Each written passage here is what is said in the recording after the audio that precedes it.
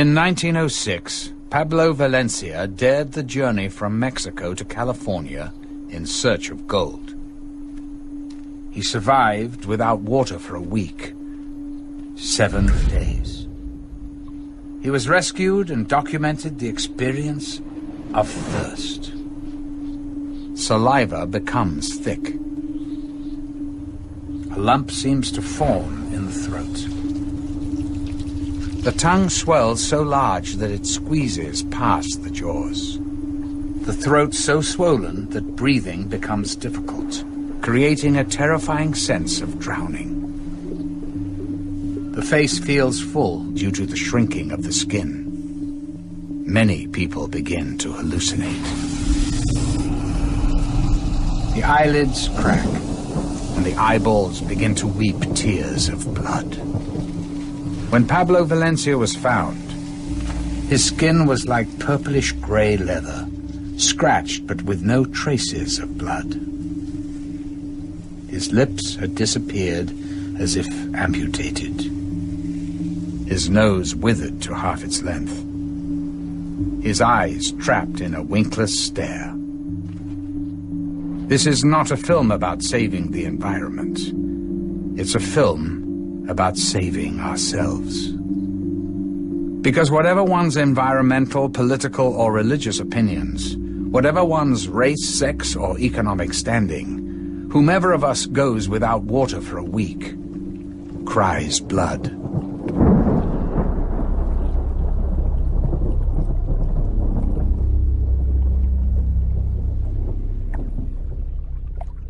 There is always a lot of focus on, well, what's the environmental impact?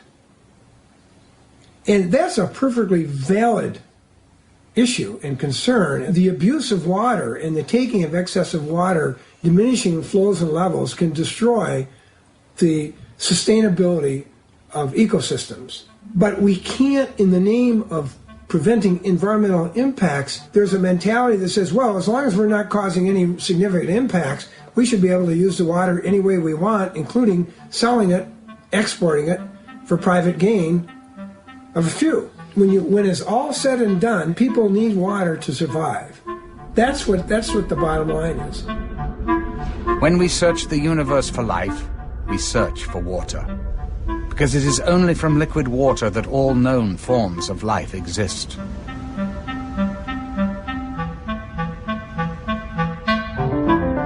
The blue planet. The only planet known to harbor life. The only planet known to be flowing with water. Water management has always been of key importance to humans. The Egyptians depended entirely upon the Nile. The Romans expanded the boundaries of engineering to use gravity to bring water to their cities. Ancient societies cherished water, molded their lives around it, and even worshipped it as a god. For whatever reason, between 800 and 1000 AD, climate change dried up most of the Mayans' local water supply. Farmers were forced to extend their agriculture into the jungle forests to grow food. There was not enough water for both the crops and trees, so the forests died. The soil eroded, air humidity decreased, food decreased. Mayan leaders prayed to the god of rain, but the regular rain season brought little water. The hydrologic cycle was damaged.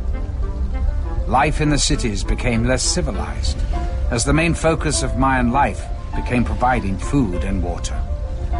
People abandoned the cities to begin a new life in the forests, in hopes that there was still a sustainable watershed there. There wasn't. But as we enter a new era combining high technology with the demands of global economic trade, we're entering into a unique stage of history. Water, which is the source of life itself, instead of being common and universal to everybody because we all depend on it, profit is made out of the running of and the delivery of water to people and to communities. Those that have the ability to pay will have access to the water. Those who do not have the ability to pay will go without. And therefore it's a life and death situation in the final analysis on the basis of profit.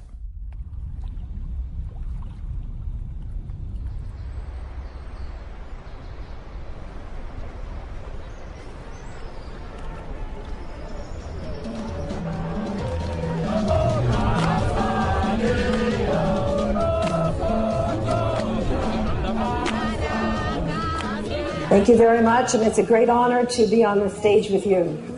I want to talk, comrades and friends, about a global water crisis in which we know that the world is actually running out of water. And that wasn't supposed to happen. It wasn't supposed to be able to happen because we were all taught back in, I don't know, grade 3 or 6 or whatever, that there's a cycle. When it rains, the water falls from the clouds down all the way to the ground. It soaks into the ground and then the grass and trees grow. Sometimes there's so much water underground that lakes and rivers just pop up like when you squeeze a box of apple juice. The rivers carry the water back to the ocean. Inside the ocean, the water floats up to the sky as clouds again. Then the wind pushes the clouds towards the land and it rains again. This all happens over and over, forever and ever.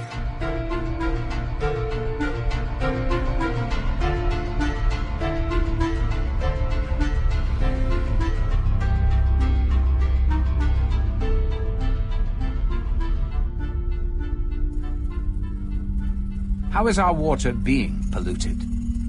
Agriculture uses chemicals to increase farming productivity. Ironically, implemented to counter a diminishing water supply, these chemicals pollute the groundwater. Automobile gas emissions pollute the clouds. But perhaps the most damaging culprit is industry. Water pollution has been linked to the rising miscarriage rates in women, lower sperm counts in men, and it is so globally severe that the Malaysian government proposed the death penalty for anyone caught contaminating water.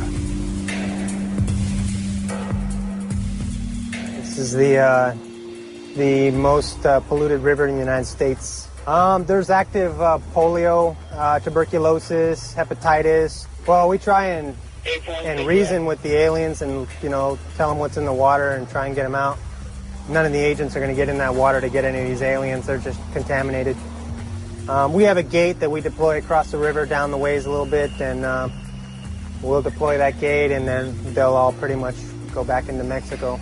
We already have a battery of shots that we take here at the local hospital. It's about 18 different shots for if any agent falls in that water to keep from contracting something. What we saw today was a river of human sewage. The water smells like nothing you could ever imagine, as much as 25,000 liters per second flow. Pasan los desechos de los hospitales, de las escuelas, de todo lo que ocurre en la ciudad, que descarga el agua en el drenaje profundo, viene a dar por aquí. Salen incluso pedazos de humanos, a veces de los hospitales, desechos, alguno que otro feto pasa por aquí, perros muertos. It goes into the northeast where people grow crops that later on are sold in the Mexico City market. So we are being poisoned. Our wastewater is returning to us in the form of food. When you look into the rivers, you can see bubbles. That means that the rivers are losing oxygen. Contamination and pollution of the water systems is creating cholera and water diseases are killing more children today than malaria or AIDS or even wars themselves. And the wetlands would normally have been a process whereby there would have been some cleansing of that taking place. It goes through the wetlands and it comes out more purified into the river systems, etc. But what happens when the wetlands are destroyed, where we poison a certain amount of water that can never really be fully recycled? What we now know is that we are polluting and depleting this finite stock of fresh water so fast that we're now mining the groundwater faster than it can be replenished. It rains. The water hits the ground and percolates into the soil, collecting underground into what are known as aquifers or groundwater. But how much of our finite supply of water is underground? We can only estimate, as there is no reliable method to accurately measure, which is why our growing dependency on groundwater is such an urgent concern. The fabled Atlantis in the Middle East had a real city attached to it. It was called Ubar. It disappeared and no one could figure out what happened. And then some archaeologists found it. What they realized is it collapsed into the desert sand from groundwater pumping. Not only could it happen, it is happening today in Florida. Giant sinkholes have emerged, all of a sudden just big cavities in the ground opening up. The effects are not always evident, as with a sinkhole or lost city. Entire regions can slowly and evenly sink as a watershed is depleted. Perfect example is where Mexico City is now. There was once an oasis of water. When the Spanish came, they didn't want their new city to look like Venice. They wanted it to look like Madrid. And they used slave labor to cut down all the trees that would protect the water sources and to dredge the water systems. And what happened was that they just destroyed the water table. And of course, that was one thing when there were 10,000 people living there. It's another when there are, maybe 25 million. They've taken the rest of the water underneath the city. The city is literally sinking in on itself, and these great big churches are beginning to, go sideways. And Mexico is having to go further and further and further away from its local water sources, because there aren't any left, to find water. Human ingenuity has found out ways to get water from beneath the surface of the earth for thousands of years. What's changed, though, is the technology. We now pump approximately 30 billion gallons of groundwater every day.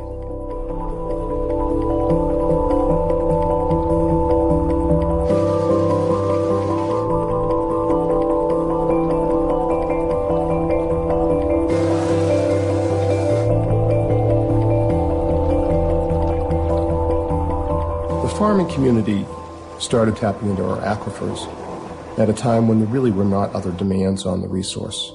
The way that the law works is that they're allowed to use limitless quantities. And then the added kicker is that the law said, if you don't use it, if you don't divert all of this water, you may lose your water right. So with that scenario, it doesn't encourage conservation of water. I mean, why am I going to go ahead and quit pumping to save water and lose everything? So then a guy like me who may want to quit pumping to quit depleting the aquifer, I have to keep pumping in order to keep my water rights. When we pump water for such irrigation, some of it percolates back into the ground, which is called recharge or return flows.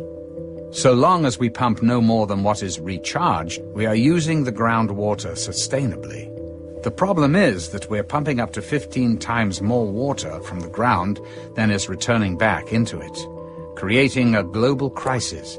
One thing that most people don't know is that the world is desertifying very quickly. We are becoming a desert in many places. Our soil is eroding, simply meaning that overgrazing, winds, and flooding damage the top layer of earth, essentially hardening it to the point that rainwater cannot easily soak into the ground.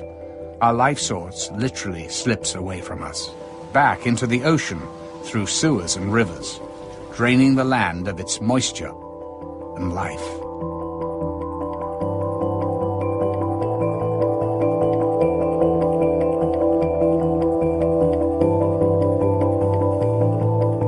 Že krajina, ktorú človek vysušuje, sa mení zo zelenej na žltú a výsledkom potom je, že všetká voda je skumulovaná v oceáne. Extreme weather. A world of hurricanes and violent storms over the ocean, while the interior land receives less and less rain, or violent, harsh storms that simply erode the land more. Zemská kôra kontinentu odľahčuje a príspevok kumulácie tejto vody v oceánoch spôsobuje zaťaženie zemskej pôdy, kôry, čo môže spôsobiť pnutie v štruktúrach zemskej kôry a to spôsobuje zemetrasenie a potenciálne možné tsunami vlny, ktoré sme boli svedkami v roku 2004. Deforestation is a major contributor to soil erosion. Tree roots absorb water and thus hold the watershed in place. When they leave the land, so does the water. Because the forests that held the water have all been logged, there is no place where the water can be stored. The rain still comes and runs away as instant surface runoff. Just what I feared. He's formed a gang, and they're whooping it up for a flash flood. They're rushing down the canyon. They've made a wall of water 20 feet high. Look out! No longer satisfied with flash floods, the gang is planning bigger and wetter floods. Junior's getting dangerous. He's getting tougher and bolder every day. But groundwater pumping cannot alone be blamed for our desertification crisis. Cities are growing and expanding. For the first time in human history, more people living in cities than in the countryside. We have replaced permeable ground with hardscape, with roofs, with parking lots, with homes. If it rains and the water doesn't hit the ground but hits the sidewalk or street instead, it can't soak into the ground and make trees. It just slides down the street back to the ocean and makes more clouds. This means that the ground gets really dry and the grass and trees die. Clearly, there is much more unpaved than paved land in the world, but the effect is cumulative and should not be underestimated. Celosvetovo zhruba 750 miliard kubíkov vody. Tento proces sa odštartoval po druhej svetovej vojne. Dá sa povedať, že teraz sme v polčase rozpadu vodného cyklu a o 50 rokov bude vlastne definitívny kolaps s vodnými zdrojami na globálnej úrovni. There is another problem with increased urbanization, which is our continued insistence to build housing for growing populations that demand more water than local watersheds can provide. People in the housing development, and they make money by turning houses, and they're very large companies. So their goal is to avoid the water issue that might limit the number of houses they might have. Instead of adapting our development to the available water supply of a region, we choose to force the world's water supply to adapt to our desired locations. What dams do is change the hydrologic cycle. They provide water during those months when the natural flow patterns do not. What's happened is that we built these huge hydro dams mainly to create hydropower and hydroelectricity. And when we've done that, we've done it in a very narrow framework. And we haven't thought about the fact we're going to need water for other purposes. In this quest to conquer nature, as some label it, we've constructed close to 50,000 large dams worldwide. But if we are headed towards desertification by allowing too much rainwater to run off into the sea, then is it not to our benefit to dam water and prevent it from reaching the sea? One of the basic functions of rivers is to carry stuff from one place to another. And that stuff, which is really critical to the health of an entire watershed, it becomes completely and wholly interrupted when you build a dam. Dammed rivers fail to carry such nutrients and minerals downstream through the watershed, resulting in more soil erosion, less percolation when it rains, more runoff, and thus an increase in the desertification problem. When you trap water, it stops moving, and when it stops moving, it heats up because it's this nice warm soup full of nutrients that are not making it downstream.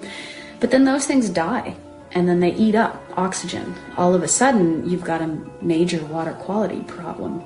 A river is the lifeblood of an ecosystem, just like the veins and arteries bring blood to every part of our organism. When we have choked arteries, that's what's called a heart attack. A dam is the choking of the artery of the planet.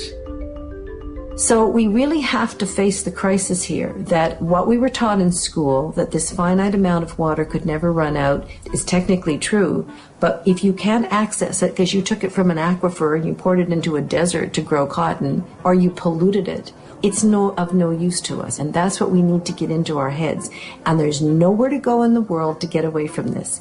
Rich people and people who live in water-rich countries will get away from it longer than people who are facing it now. But the world water crisis will face us all.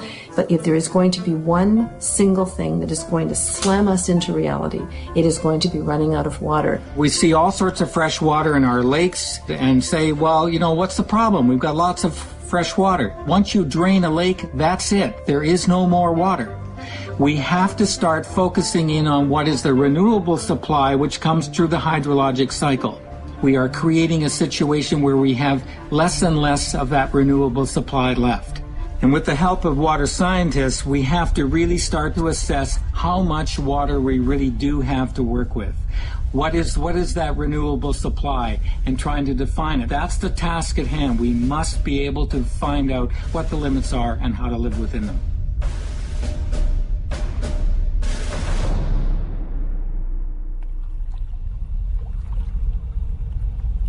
But instead of our governments coming together and saying, we have a limited amount of time to come together and find the solution, what they've done is they've handed power over to big water companies who want to create a kind of water cartel. Suez, Veolia, which used to be Vivendi, and RWE Thames. And these companies are all in the top 100 top corporations. I mean, the water division of Suez has 400,000 employees. I mean, try saying no to them if you're a little third world country, right? So that one day, every single drop of fresh water in the world will be privately owned and controlled. Up until the 1980s, really, if water was privatized, they were companies within a country. So France was mostly privatized, but the companies that then became the giants were just French companies delivering water locally. Water privatization in France, because of the multinationals that are so powerful there, and because of their long history there, is so ingrained that even the president of France wasn't able to stop it. François, à un certain moment de son mandat, a été rappelé à l'ordre, si je puis dire, par cette dictature économique, et il n'a pas pu nationaliser les entreprises de l'eau.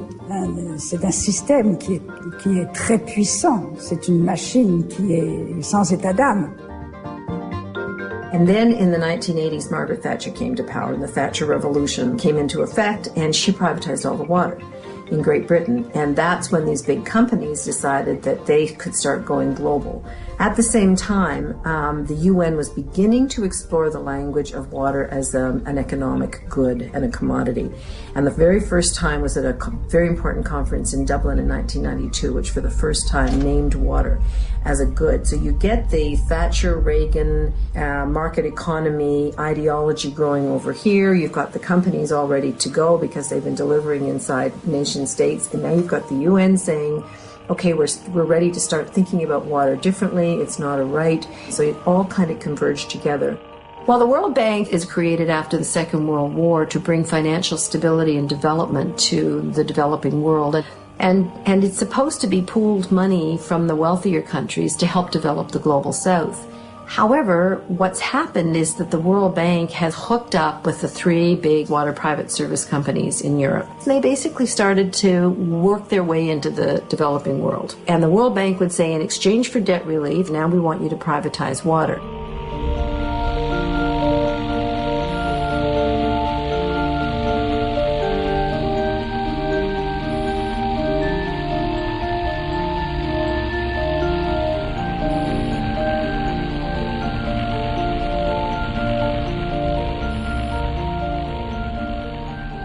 The WTO comes in with rules that basically establishes in a new constitutional framework. It's run by what's called the Quad, which is the United States, Canada, the European Union, and Japan.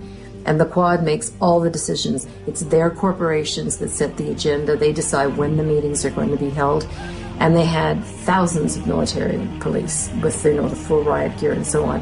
And the farmers had a huge march. And the head of South Korean Farmers Union is a man named Lee Kyung-hae. And he came from a devastated community where people were killing themselves. He climbed up on this police barricade. He took a knife and stabbed himself in the heart, rocked back and forth on top of this fence, and fell. He died a couple of hours later in the hospital. And this became an enormously important symbol. These trade rules are not some dry academic thing on a piece of paper. These are rules that affect people's lives, and these are rules that are killing people. This is the new colonialism. It doesn't come in ships.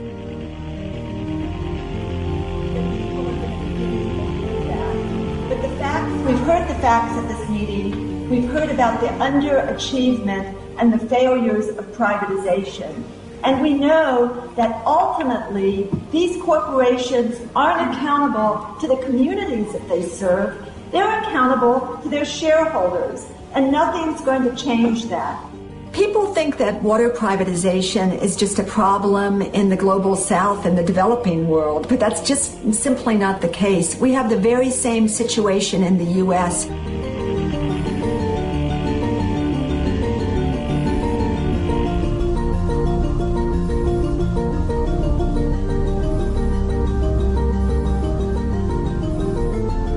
It's the very same story, whether it's in Atlanta, Georgia, or Buenos Aires, Argentina. It was a big push at the time. Privatization was the word. Everybody wanted to privatize something. And frankly, I'm not opposed to privatization. We privatize our recycling pickup, but this water was different. But we did sign a contract with United Water for 20 years for operation and maintenance of our water system. For these companies, when their name has been tarnished because of their malpractice and their mismanagement, it can be a big advantage to use another name. Suez often uses the name Ondeo, and very rarely the brand Suez is visible.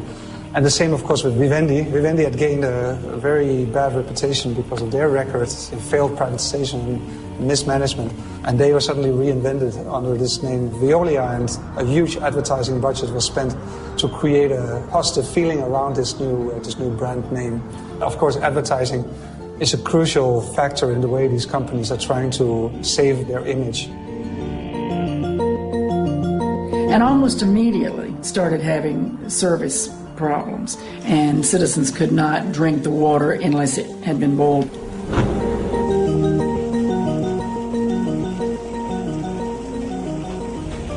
There are no clear-cut performance requirements and performance guarantees. We did require in the contract that they take all of our 550 employees for labor reasons. They usually slash the workforce, sometimes in half. So they cut out about 200 employees, and that could have been part of the reason for the service delivery. They couldn't find out where all the piping connections were. The workers themselves were the people that knew where things were.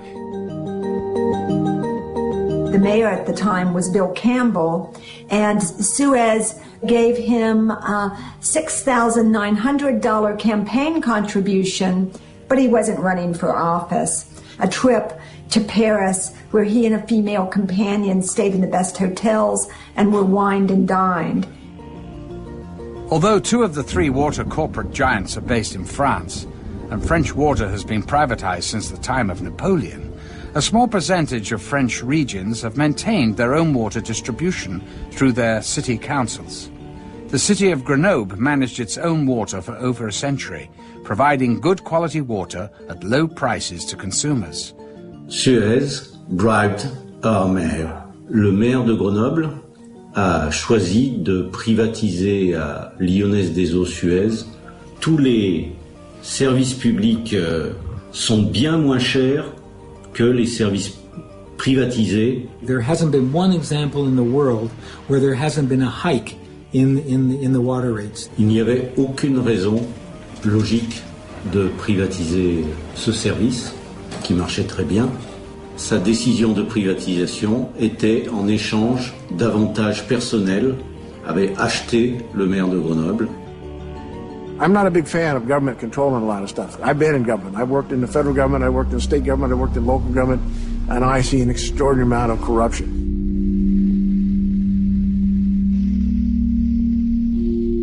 Right now, we have a number of state senators that have just been indicted in Alaska for corruption, even with the oil industry.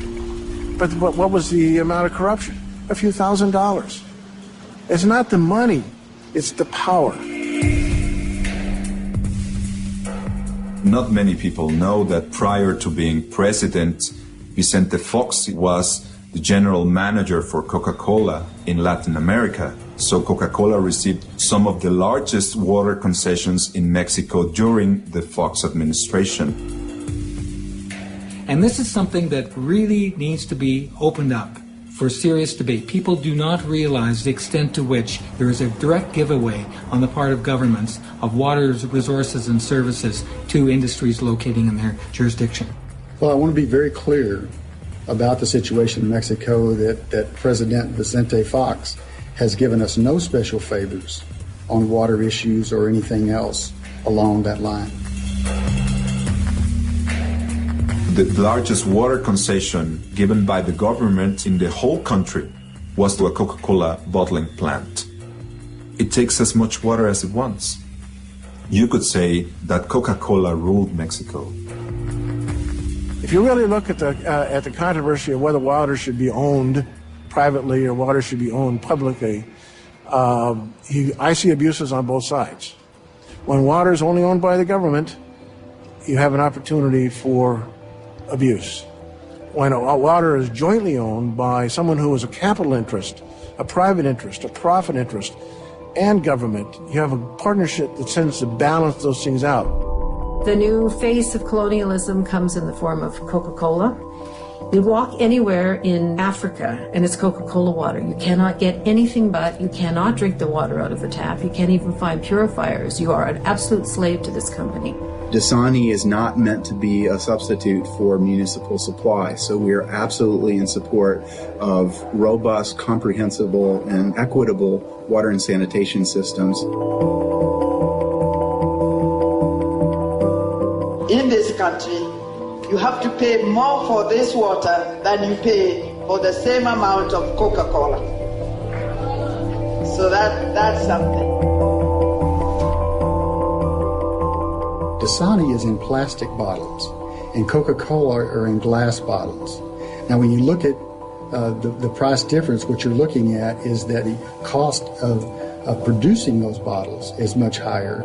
We have looked at, in the past, of bottling Dasani in the glass, but the plastic package is becoming very popular now, and what we're looking at is what the customers want. As you look at new ways to develop business, you look at also what the customer wants and needs are. The situation with the cost of Dasani is more about the packaging, and also plastic bottles are taxed at a higher rate than glass bottles.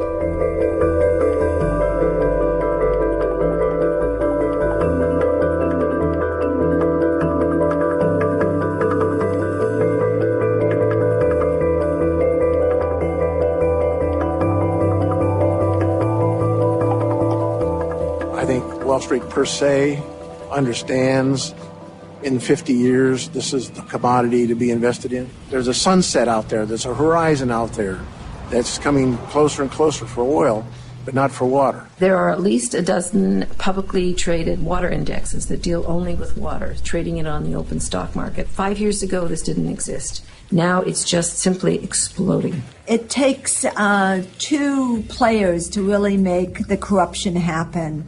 First of all, we have corporations who are often greedy, but corporations are not social service agencies. They're there to make a profit. And what happens too often is that the water hunters are able to come in and either the government is corrupt or the laws are not sufficient to protect the water resources. As a water hunter, you just go out and you try to find a water source. It's not going to cost you a lot of money to clean up. The problem is getting it and holding on to it. Canada had 12 contracts for bulk export of water, and arbitrarily, with the change of government in British Columbia, canceled those contracts. When you have a change in government, the previous government's commitments are subject to renegotiation, and that's just the way it is. So when you're looking at water owned by someone else that you have to get a contract with, that's not a secure commodity anymore. The only way to have a secure commodity is to create it yourself by desalination. Many do not see the harm in depending on desalination for our future water needs. And suddenly, many countries in the world are looking to desal and building new desal plants as the alternative, and this is going to save them. But to do that, we require a great deal of fossil fuels, the burning of fossil fuels, which contributes to global warming, which in turn contributes to the climate change problem in general. In order to address one problem, we end up creating a new problem. We already have an energy shortage. Where are we going to get the energy to use desalination? And a lot of corporations are saying nuclear technologies. Well, nuclear technologies are really not viable. We have no current plan to deal with nuclear waste. You know, it's no different from saying to ourselves that we're going to go into space after making a mess out of this planet. We go into Mars, we relocate there, or we colonize space itself and colonize another planet. And having made a mess out of our own situation, having failed to live up to our own responsibilities in relationship to nature, we then move on to destroy another piece of nature and leave the mess behind. fact that there aren't more plants in the world is because it's a cost factor. Only rich countries or the World Bank or big corporations or a combination of all three are going to be able to afford to build desalination plants. But even on the slim chance that technology can advance quickly enough, that the energy costs and needs lower enough to make a global desalination solution possible, the question still remains, why? Why forfeit the water we already currently have? Why freely give it to others only so they can sell it back to us at whatever cost the demand allows? When you have communities that are looking to extend their water supplies, they'll pay what they feel the value of that supply is worth. There are 87 corporations now building desalination plants, and the biggest water company of all is General Electric, followed by Procter & Gamble and Dow Chemicals getting into it. These are all companies that have seen the writing on the wall, and the writing on the wall is that water is the hottest property out there. I think you can add a 15% on that. I think if 15% is responsible, some investors will require 30. And if you can't offer 30, they're not interested in investing. What we actually have is that these big corporations are going to profit from dirty water. So they don't want to see the pollutants not going into the water in the first place. They want to have a model where they can step in and provide very expensive technologies to clean up pollution after it occurs. I wondered when I looked at the UN Millennium Goals why they didn't include goals around pollution and cracking down on the fact that if you can't use the rivers and lakes in your area, then you're forced to mine groundwater. Well, it's as clear as a bell to me now. It's because they're raking in the money. Who's going to own that water? When General Electric has it to clean, does it pass through them but still belong to the public? I don't think so. So it becomes a product that is a result of your process, and then you own it. Who ends up owning these desal plants? Because if these desal plants are in private hands or even in government hands, because after all, water is the source of life. These desal plants are the way in which we get access to water, then those desal plants and who owns them ends up controlling our lives. Bottom line, water is a good investment, period. Any place in the world. How much do you pay for your bottled water? You can fill that bottle of water at the tap for practically nothing. And the difference between what's in the bottle and what's in the tap is, in most cases, insignificant. You know, we do not advocate bottled water over tap water. You know, consumers generally buy bottled water because of convenience, because of access. I wouldn't say that it's healthier. It is a healthy alternative. Because of the world water scarcity, the Great Lakes have been perceived to be a target. We were concerned about our wetlands, and actually my thought was it's our water, they don't have a right to take it, which wasn't correct. In our legal framework, corporations have the same rights as citizens, and so we see Nestle having the ability to go in and pump. Initially it started from a meeting that had up in the town of New Haven. Naturally, Perrier had hired a consultant to study all of the effects of the pumping and so forth. And everything that they said, nothing would happen, everything would be fine, there would be no problem with the lake. I talked to my hydrology buddy and I said, Tom, he said that this isn't going to affect the spring. And Tom snorted, he's not a hydrologist, he's a hydrostitute. And we were told up there that night by their council that we didn't have a chance in stopping them. But then we started having meetings and inviting people, and that we were just awed by the numbers of people that would come. Older people from the area, farmers, retired people. It went statewide then. And finally, the incumbent governor, who had opened them with welcome arms, made a comment to Perrier that, hey, look, the people don't want you. Why don't you move out? They went to Michigan from Wisconsin. In 1892, a 1-mile chunk of the Great Lakes and its waters was deeded by the Illinois legislature to a private company. The next legislature moved into office and voided the deed, and in 1892 the United States Supreme Court said These Great Lakes, they're impressed with the public trust, and under this public trust, they can't be alienated, disposed of, diverted, or transferred for a private purpose. That doctrine remains as lively and viable today as it did in the late 1800s. And that's exactly what became the basis of the lawsuit. MCWC was still waiting to hear the opinion when the letters from Nestle were sent to members of MCWC, young people that had expressed their opinion in the press, and Nestle then, they were going to do a slap suit against them. Where corporations actually step in and sue citizen activists. Usually they're suing them on something that's absolutely ridiculous, and often they'll lose, but the citizen still has to spend a lot of money on lawyers' fees, has a lot of worry. This acts as a deterrent to activism, and it is absolutely outrageous that corporations are being allowed to do this. And I was upset about that, but then... As far as trying to intimidate, they put heat on MCWC as an organization, and it really laid the heat in on my mom. You know, I didn't care what Nestle did to me. I was fighting Nestle, but no one's going to mess with my family, and especially my children.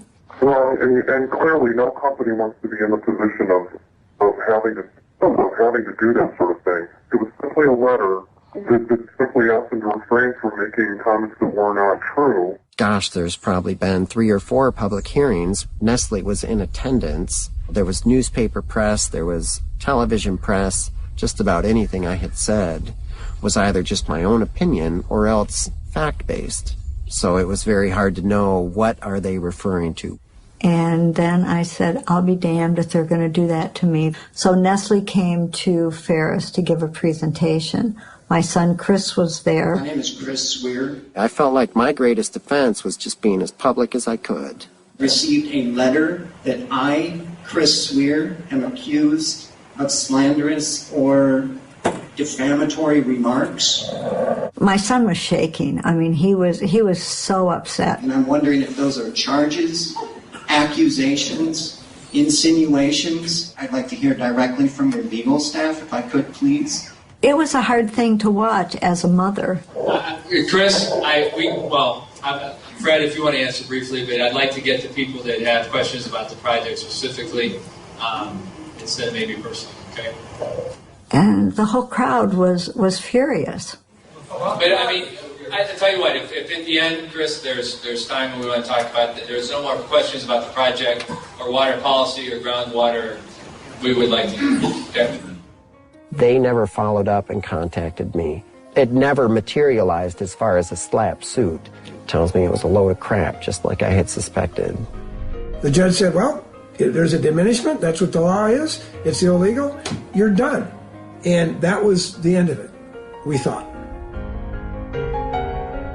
It probably took at least a year to be able to have our day in court. And then, when you think in 3 days' time, the Court of Appeals heard Nestle's case.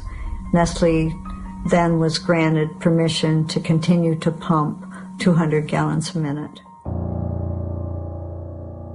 But in doing so, the Court of Appeals changed the law. Bottled water exports or exports of water in any form are hereby prohibited.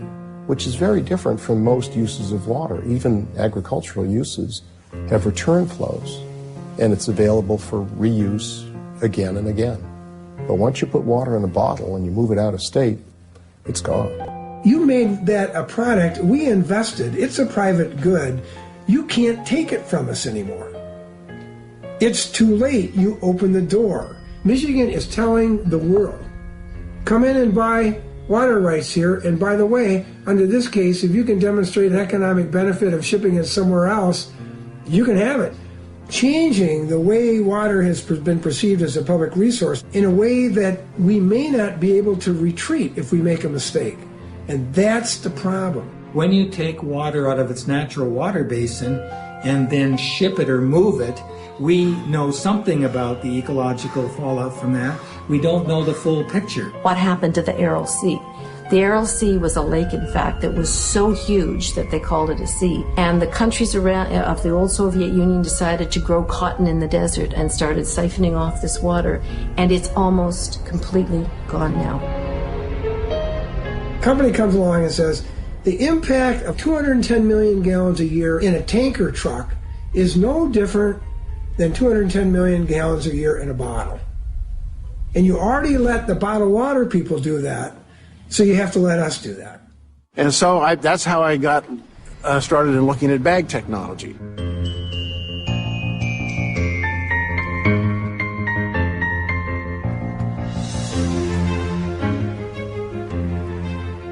If we massively ship water out of an area, the ecosystem is disrupted. The natural habitat damaged, biodiversity reduced, and aquifers dried.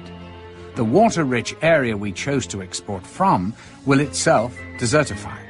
The thirsty populations in the water-poor deserts we ship water to will simply consume the water and send it back to the sea via its sewers, thus still remaining a desert. Where one desert region existed before, two deserts now exist. Water is a supply and demand commodity. The people that demand it don't have the supply. The supply is often in other parts of the world. The question is how to get it from source to market. This sets up a kind of contest, and that is between city people and rural people. Companies are out there constantly looking at what land the farmers own. Going from farm to farm, hello ma'am, hello sir. Now what are you doing farming all day? It must be a lot of work. I bet you get up real early, and why don't you just let us rent or buy your water? And we have had Texas Water come in and volunteer to build a pipeline. What I'm afraid of happening is the water will not be sold here. Into that pipeline will go out of the basin into areas such as Santa Fe or Albuquerque. So this is a new development that's taking place as more and more of us move into big cities and don't want to think about where water comes from. Increasingly, it's coming from the places that grow your food. This is really, really, really short-sighted. You're using water from an ecosystem in Northern California, transporting it through long pipes and canals to Southern California to grow alfalfa. The alfalfa is then shipped to places like Japan, where it is fed to the high-end Kona beef, and then much of that beef is shipped back to the U.S. So we've set up this system of agriculture that just doesn't work anymore, and it's really based on the concept of virtual water, where we're growing crops for export in thirsty places and then moving them long distances, rather than having our food grown more locally and more sustainably. China is a very dry country, but agribusiness is moving there because there are fewer laws and labor is very cheap. Almost all apple juice sold in the United States comes from China now. We're losing our ability to even grow apples because it's cheaper to produce them elsewhere. That means that a country like China that doesn't have very much water is exporting its water to the United States through apples. Then we sign trade agreements like NAFTA so that our subsidized corn using water from desert-like areas in the U.S. can undersell the farmers in Mexico. A lot of that water actually stays in the corn and is then transported to another ecosystem and is completely lost. For instance, here in Kenya, they grow most of the roses that are sold in Europe, and they export them. And they're grown around a beautiful, beautiful lake called Lake Naivasha, which is being depleted at an appalling rate. All done by foreign corporations, huge, great big flower plantations. If they keep doing this, within 5 years it will be a putrid puddle. So here's one of the driest continents on Earth, exporting water, being told by the World Bank to export its water to get its way out of debt.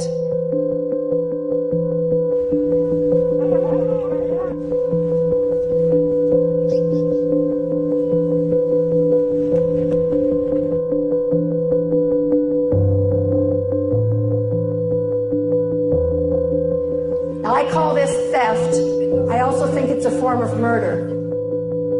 Joan Thorpe Root, the Academy Award-nominated British wildlife filmmaker and African conservationist, lived in Kenya and made great efforts to save Lake Naivasha from being destroyed. Her assassins broke the nearest window to her bed, where she was sleeping. Joan awoke. Desperately held her blanket out as a shield and charged the three men. The men fired their AK-47 assault rifles from outside the window, riddling the room with bullets through the lace curtains. 2 bullets struck Joan in the leg. 1 hit her in the hip. Joan crawled towards her bathroom, trying to stop the bleeding with a blanket, but died of massive blood loss. You don't know when the water would flow. It flows once a week, and you don't know the date, the time, so you are forced to open up the tap. When they open their taps, it's air, and when the air blows through the taps, the meters are running, and they are charged for doing this. There's a pipe coming up, and between the pipe and the tap, there's a water meter, and you have to pay for an electronic key to get charged up. And you can look at it and you can see the water meter counting every single drop. And as one friend of mine said, I can afford about 2 flushes a month from this thing. That's how expensive it is. You know, they just throw their hands up in despair and they go back to that river that has cholera warning signs on it. If people don't have money to buy water, they go to polluted streams, they get sick. The state has to pay for their health care. You know, why don't you just use money for the necessary thing and to prevent other things that might come up?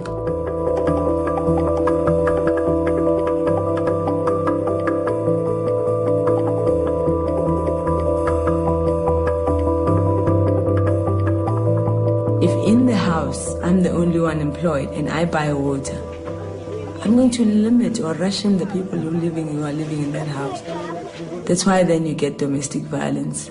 Because now I want to do my laundry, but because my sister is the only one employed, she determines when I do my laundry. You know, parents will take the tokens that they use into making sure that the water can run, you know, wherever they go, maybe to work and all that. And then during the day, kids don't have water. And this other woman who lived in a shack with 2 kids took the token and went with it to work. And the shack caught fire. And there was no water to stop the fire. And even the neighbors are saying, we don't have money to stop hair fire, you know? These projects are taking away our humaneness.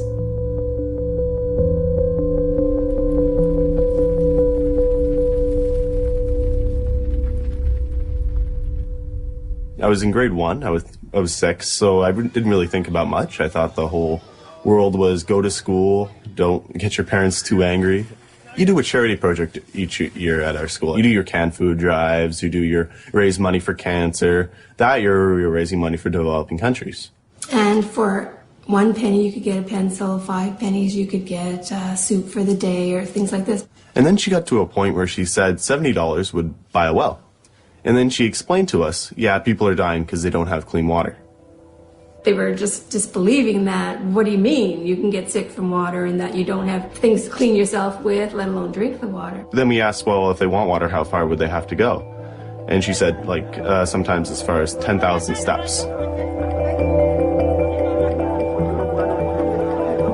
I counted the steps it took me to get from my classroom to the water fountain, and I counted 10. She said, yeah, $70 would buy a well, and it would stop it so people wouldn't have to walk so far. So I thought, okay, that sounds like a good idea, so I'll go home to my mom and dad. They have lots of money, right?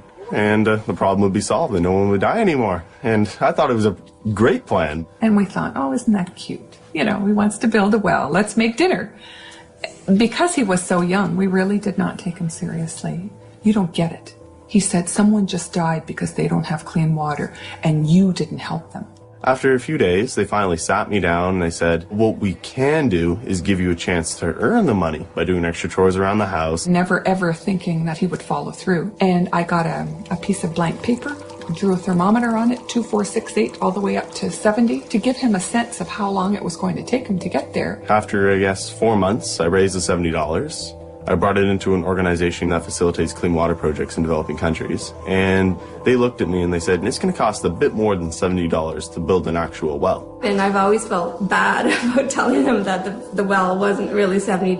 That it was actually the minimum you could get was $2,000. But I've sort of consoled myself a little by saying that if it had been more, if I'd told him $2,000 at that time, that he never would have gone. That would have been too big for a 6-year-old. So I started doing public speaking around my community. It slowly grew and grew and grew. The Brian's Well Foundation has been established. We've helped raise about $2 million, which has gone towards the completion of 266 water and sanitation projects, helping about 500,000 people. Immediate aid like this is absolutely vital to saving lives. But if we step back, a larger question looms. An uncomfortable question we habitually avoid in our daily discussions. Why do these countries need emergency aid to provide something as basic as water? Why are they unable to build their own infrastructure of clean water delivery? Why are they poor? Developing countries are forced to grow cash crops, export crops like tea or coffee.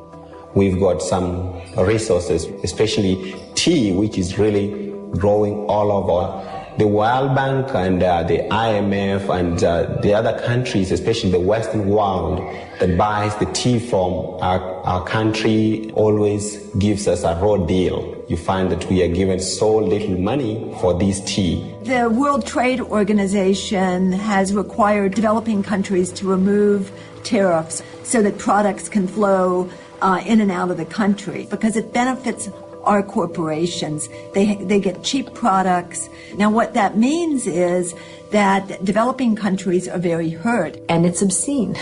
It's why these countries can't get out of debt, and it's why these countries can't develop water systems or healthcare or anything else for their kids. And there's a famous Senate hearing where a very senior World Bank official told the U.S. Senate, don't worry, we're not giving money away, particularly for every dollar the United States invests in the developing world through the World Bank. American corporations get back $1.30. You know, wink, wink. We call it aid, development aid, but really it's forcing countries to open up their resources, and that's why there's such a tremendous reaction against the World Bank in the third world. If we were to sell this tea at the right price, if we had fair trade in the markets, our tea could fetch enough money that can sustain most of our needs. It should be a very rich country. We cannot fight the world water crisis by just saying, let's hook up some more people and hope that does it. We have to challenge the systems that deliberately create winners from losers. And then who cares about the losers? That they're losers, and it's their own fault anyway. That's the system we have to take on, and we will never, never, never, never, never solve the world water crisis until we have the courage to talk about the world political and economic system. Wherever a river flowing free is now treated as the supplier of raw material as if it was oil, we have the generation of water wars.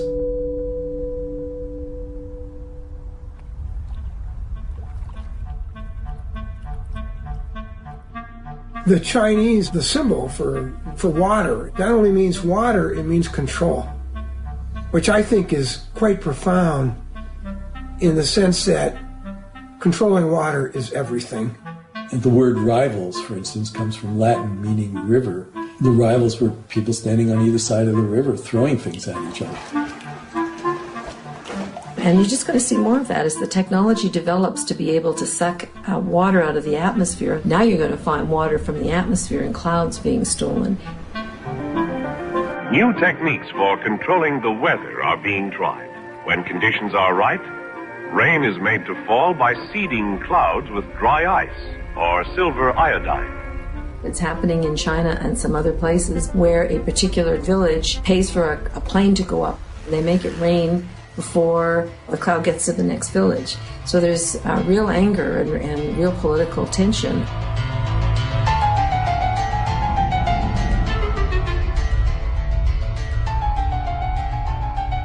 worst case is Southern California. And LA is part of what I call hydraulic civilizations, like Rome and its aqueducts was a hydraulic civilization. But there, the longest aqueduct was 60 miles. The longest you have to go, I once measured it, is 1,400 miles from the furthest source of water for LA to a home in the town. And LA has not yet figured out what its limit should be. I mean, it doesn't want a limit. In the LA area itself, which is about 18 million, if it was on its own water, it would only be 3 million. First thing LA is going to do is try to put a lot of farmers out of work and close down the farms and take that water. When the water system doesn't work, then the civilization goes.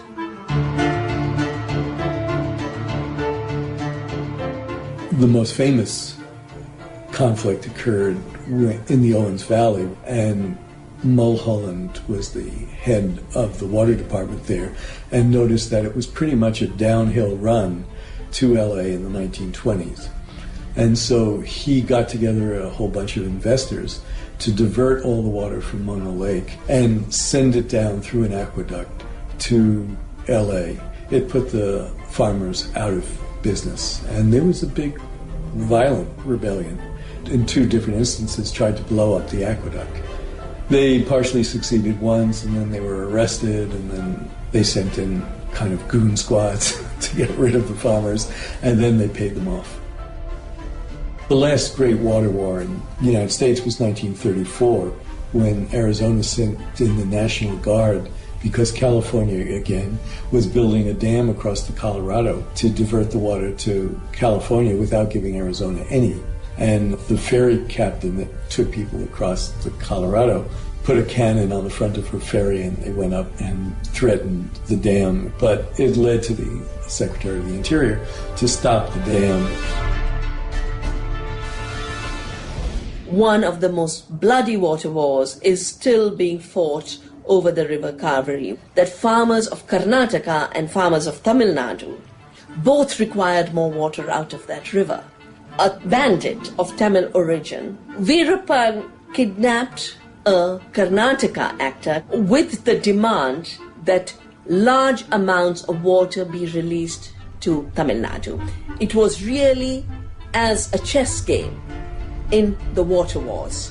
I was doing a major study on conflicts over resources for the United Nations University. This fat file of mine on river water conflicts suddenly had no more coverage because the entire issue was now being presented as an issue of religion, not water demands and water conflicts. So many water wars are presented as religious conflicts, when in reality they are fundamental conflicts over resources. Well, I want to tell you about one country tonight, and that's the country of Bolivia, South America's poorest country. Several years ago, the World Bank refused to guarantee a $25 million loan to finance the investment program of the local water co-op and forced Bolivia to sell its water systems to a subsidiary of Bechtel. The water prices now account in Bolivia for more than they pay for food. Well, I have a story to tell you tonight, and that is that the people rose up in Bolivia.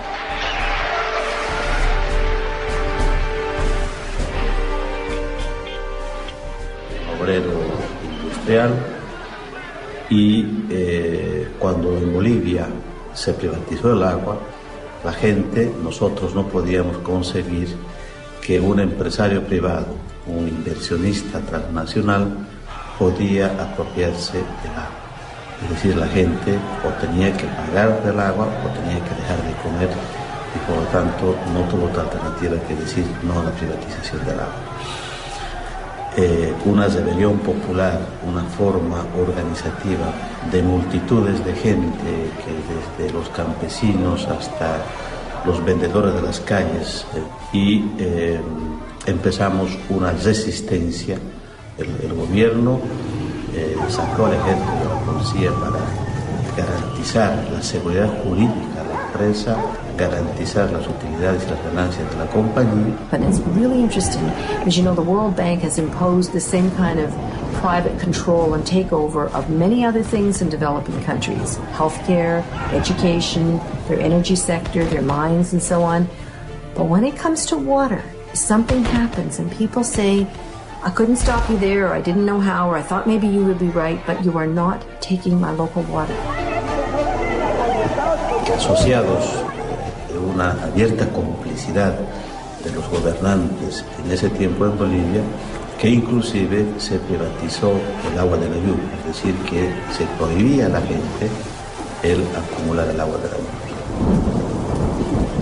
And this is where you get the civil wars, because the army is brought in to control local dissent against these transnational corporations. Who are you protecting? There's your people without drinking water, and you're protecting foreign investors from North America and Europe? Más de 100 heridos de bala, numerosos detenidos.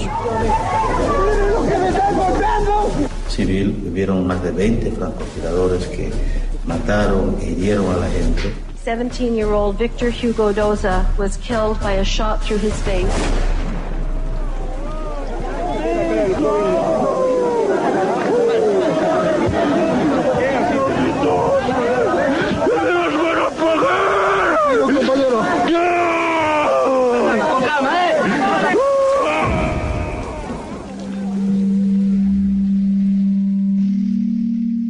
See a whole new geopolitical picture emerging here, where the world map will be rewritten and redesigned. They've already mapped out what are going to be the most intense areas of potential conflict in the next 10, 15, and 20 years. So the water-rich areas of the world are Brazil, Canada, Russia. So these big superpowers are beginning to position themselves in such a way that water, like energy, is seen as part of their future security, including their military security, including their commercial security, and they're beginning to understand they have to secure future sources of water. The U.S. is doing military training around the Great Lakes, and 80 mayors of towns and cities around the lakes have asked the U.S. government to suspend this, but they're not going to. I got involved in this issue in the mid-1980s when Canada was negotiating a free trade agreement with the United States, and the free trade agreement included water as a good. There was a statement made by one of the participants that Canadian water would be flowing to the United States Midwest from the Canadian North by pipeline within 2 to 5 years. Who knew? And move that water into a crater in the Rocky Mountains, which would be kind of like a huge mega reservoir. And nobody will stand up in our country to the United States administration and say, this is our water, because they know that the United States would consider that as serious as if we put missiles along the Canada-U.S. border. It just would not be tolerated in the U.S. In the new regime, where water is being treated like oil, the protection of that commodity is being ensured through a militarized defense. And the good part of Brazil sits over top of the largest aquifer in the world, which is called the Guarani Aquifer. This is going to be a major source of fresh water in the future. Very recently, the United States has established a military base located just inside the border of Paraguay. As you know, the United States itself is running out of water. Water is becoming more and more a matter of priority in American foreign policy. Secretary of Defense Donald Rumsfeld went on a quiet mission to a number of Latin American places, including Paraguay, to try to see what kind of further advancement could be made regarding the presence of U.S. forces in that region. Shortly after Rumsfeld's visit, something like 500 special forces were stationed at the military base there in Paraguay. Este caso, no momento agora, quando os países tomaram conhecimento, já tinha sido aprovado pelo Parlamento do Paraguai.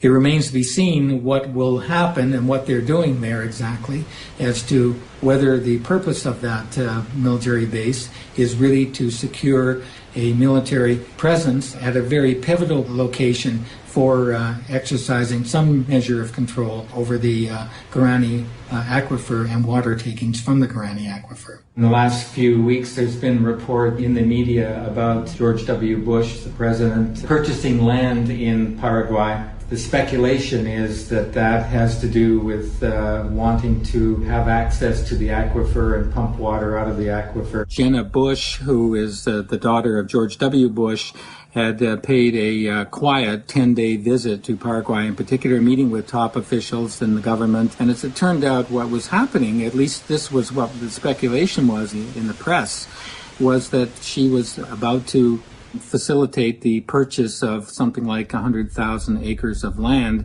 in Paraguay in her family name. At the same time, though, that was happening, it was discovered that George Bush Sr. already had something like 173,000 acres of land.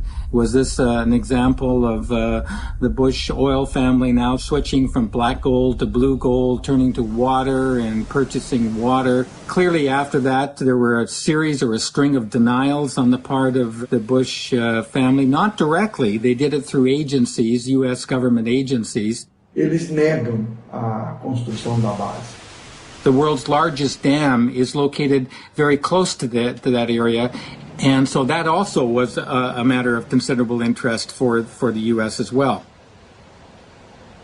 Os americanos, não diria o povo americano, mas uma parte dos americanos, principalmente de seus governos, tem uma visão muito militarista, economicista e predadora. E quando não conseguem no convencimento, vão pela força.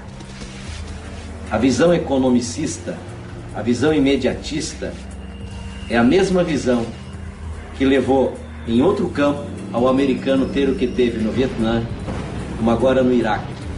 Será que essas lições eles não aprenderam ainda? I mean, there's no question that that region of the world is the Middle East of water in the future.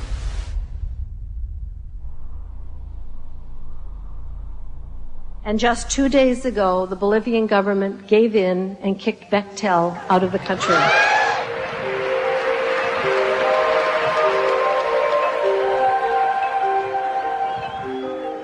Humble Bolivians, led by a 45-year-old, kicked one of the world's biggest engineering companies out of the country for its criminal behavior and told the World Bank to go the hell with it.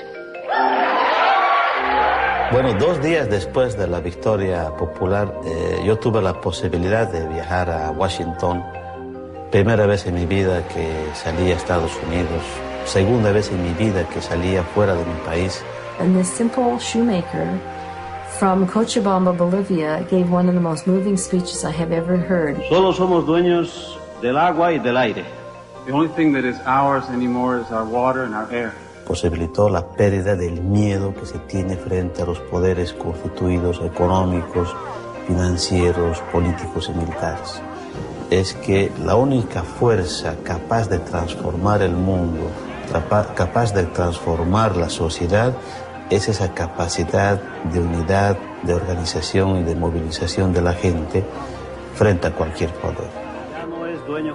And people were so moved, they not only clapped for him, they got up on their chairs, like a standing ovation that wouldn't end. It was just a stellar moment. Because this is a really scary story, and it's a true story, and we really are running out of water. It doesn't have to be that way, okay? And that's the most important thing to say, is that it's not too late. The earth is amazingly elastic in terms of coming back. It's the ability of the earth to renew itself is stunning. Aj najlepšou formou boja proti privatizácii vodných zdrojov je mať viacej vody okolo seba vo svojom životnom prostredí. Je to vlastne Gandhiho filozofia. Blízko vo svojom prostredí a tým pádom stráca zmysel obchodovania s vodou. Riešením je veľmi jednoduché. Vrátiť vodu do vodného cyklu a začať zavodňovať krajinu dažďovou vodou. We need to dig holes. If we dig holes in the sand, we can trick the water into staying so it doesn't run away to a river or ocean when it rains. The water will sit in the holes and soak into the ground. Then more trees will grow. We prepare very simple very cheap solution, and we invite youngsters and volunteers every year about summer camp, 2 weeks, about 40 to 100 people make manually, for example, small wooden dams on small streams, on water holdings, and to accumulate water. There's a huge difference between these water catchments and dams, because dams, what happens is that a large amount of water, land area gets flooded. We create these huge reservoirs, then the water becomes stagnant in them, and the mercury, it starts to spread throughout the water system itself, and it creates a whole different set of problems. In these water catchments, what happens is that the water is trapped so that it goes right into the ground itself, and therefore starts to replenish the groundwater systems. A môžeme vlastne mať zo žltej krajiny zelenú. Povedzme, pre vysušené regióny sveta, ktoré môže with creation of clouds in atmosphere and creation of raining. This model can to create million and million jobs for poor people around the globe. Blue alternative solution is very easy, simple, cheap, solving of complex problem. And it, quite frankly, is the antidote to desalinization. This is the kind of approach that we need to take in order to revitalize and rebuild our groundwater systems. And then we have to stop going into the groundwater and taking it out in such a phenomenally cavalier way. In the U.S., the largest amount of groundwater is being used for agriculture. And you really have to deal with agriculture to solve our water problems. The water efficiency with hydroponic systems is 20 to 30 times more efficient than crops growing outdoors. The reason is that we are placing the water directly to the base of the crop through drip or trickle irrigation systems. We can take that fish called tilapia, and when they grow in this water, we can take that nutrient-rich water and go on to crops with that.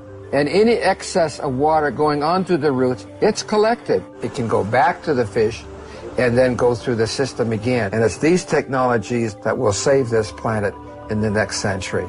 What we really need to do is go back to a food system where we're not dependent on global trade and where we're really using our local water and soil resources to grow crops that are appropriate. There's a move towards decommissioning these dams, taking them down, and that movement, that trend towards decommissioning is really important, but it sets the stage also that we need to move towards alternative ways of supplying the power that's necessary, whether it be through these micro-turbines that are in stream completely. You don't need a dam to hold back water. They just use the natural flow of rivers or coasts. Korea has been investing in this technology.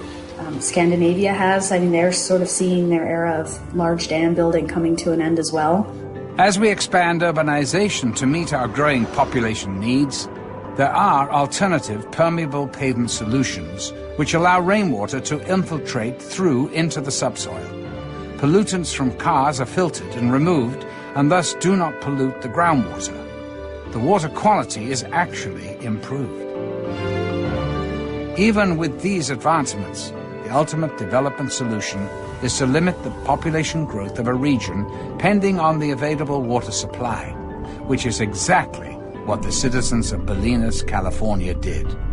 And so the towns decided that they would put a moratorium on all housing growth until they had adequate supply of water. And that water moratorium was challenged immediately and was in courts for 14 years. They just didn't want a town to be able to control growth. They considered it interference with commerce. But ultimately we won, and yeah, it's working. What we can learn from the Bolinas example is the whole challenge to learn to live within the limits of our watersheds.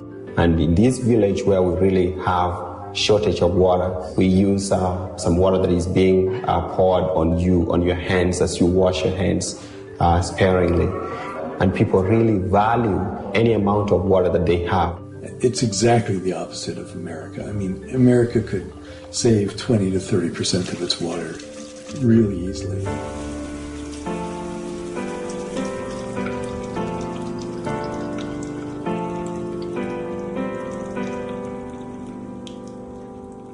If we adopted the toilet style of Israel, for instance, which has two buttons, one for urine and one for feces.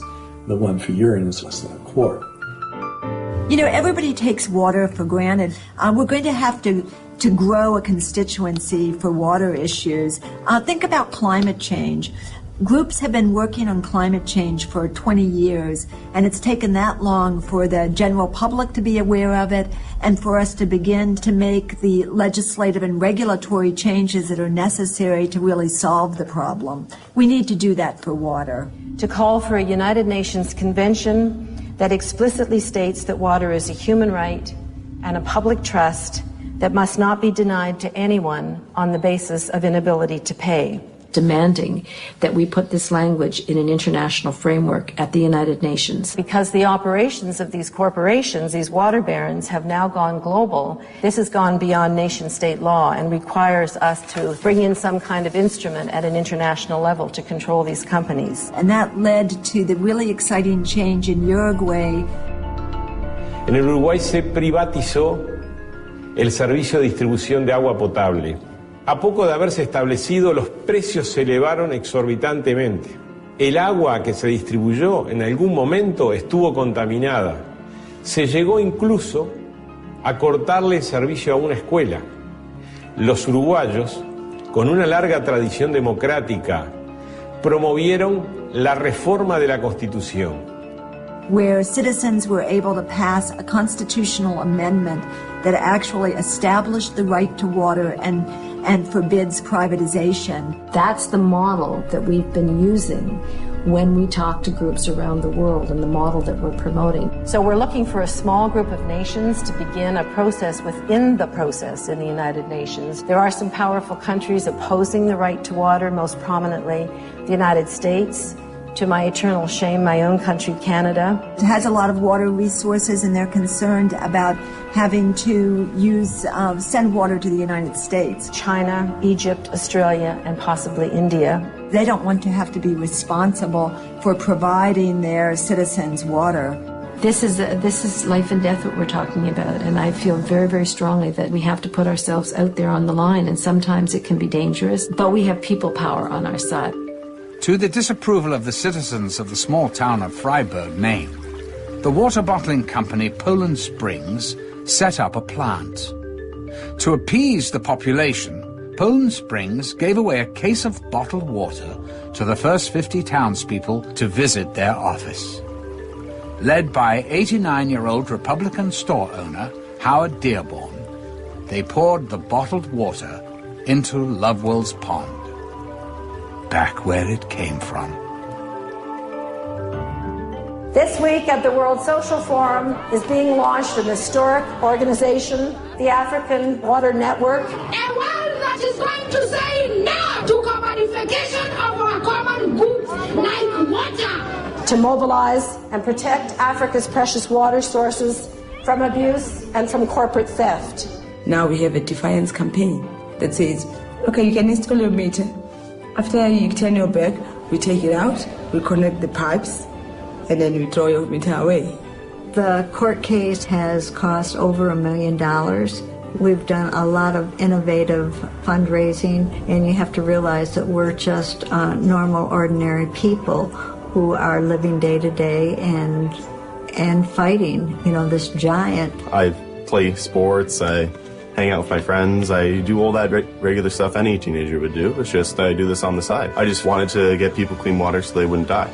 I guess being that young sort of helped a lot because I think I was too young to be nervous. You just see smiles light up on people's faces because they have clean water to drink. A smile doesn't light up on my face because I can have a shower in the morning. None of these people, I don't know if there was an activist in the group. When you come from the grassroots, I think legislators look at it totally differently than they do if you are an activist. And I think that's what we had, is they couldn't go back on us and say, you guys are always out there raising a ruckus. Probably the end result isn't going to affect any of us because we're going to be gone. But we're fighting for the people that are going to use it in the future, our kids and their kids. If we don't do something to save it, what are they going to have? Bottom line is, those people are there. And I'm talking Republicans, Democrats, and everything else in between and beyond. They're there because if money is more important than water, where are we? Our previous mayor was indicted and tried and is currently serving time. Et le maire, ministre de la Communication, a été mis en examen puis emprisonné avant d'être condamné.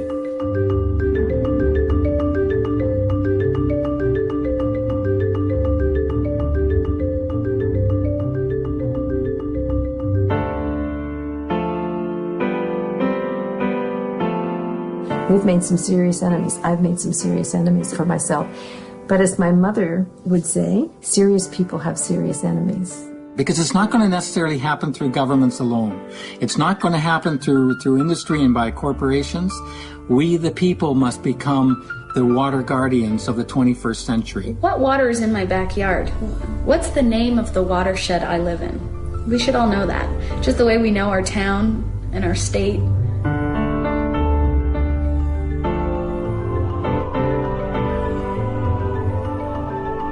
And then ask the question, where does your drinking water come from? And where does your wastewater go? Just start asking the questions. You don't even have to do anything. Just ask the questions.